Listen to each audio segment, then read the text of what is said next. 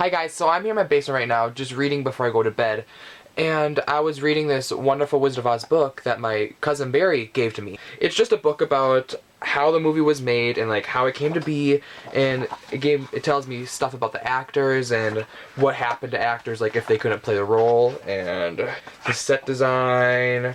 Let's look. Look at this. I love this picture of the Dorothy and the Flying Monkey. This is actually Dorothy before they changed her costume and her hair. This is her with the blonde wig and stuff.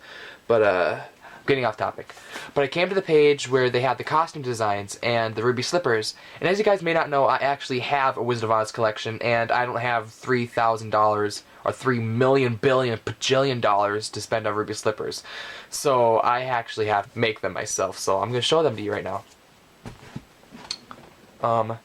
And before I show you, I actually did wear these, so they're not the actual size of the ruby slippers worn by Judy Garland in the movie. Those shoes are probably, I think those shoes are maybe about 5 or 5.5. I just know she had really small feet.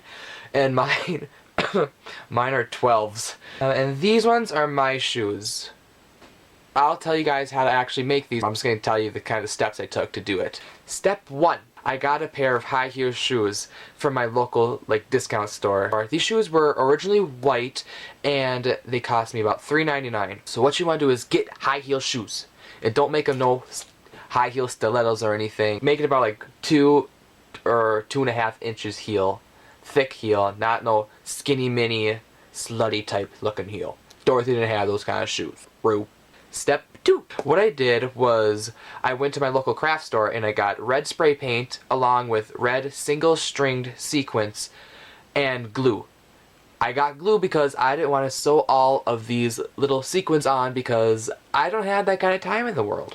So I just used glue. I kind of measured out the sequence. You just kind of measure out the sequence of what the length is, like the side of the shoe or whatever. And then you just glue it on. Basic knowledge, glue it on. So step 3. Glue on the sequins. Step 4. There will be strings sticking out from the sequins that you have already just glued on. And so what you want to do is you can kind of see how I have this edged. Take more sequins and put it around the edging of that, and then you can just trim the sides. Step 5. The bow. To make the bow, what I did was I cut out a bow shape out of a thick red piece of paper, and I took my already buy these things, people. My rhinestones along with my cut jeweled red beads, or what are these called? Big rhinestones, I guess. In between them I put bugle beads, just cause that's what the template or blueprint told me to do. So I just followed a blueprint the whole time. They're actually really quite simple to make. Anybody can follow a template or blueprint, can make these no problem. And if you guys feel like making your own pair of ruby slippers, I will be putting the blueprint of which I used to make my ruby slippers in the description box below. If you guys like my ruby slippers, don't forget to like my video and subscribe to my channel. I'll be putting out videos whenever I can. But if you guys have any questions, leave them in the comments below and I will happily answer them. Alright, bye!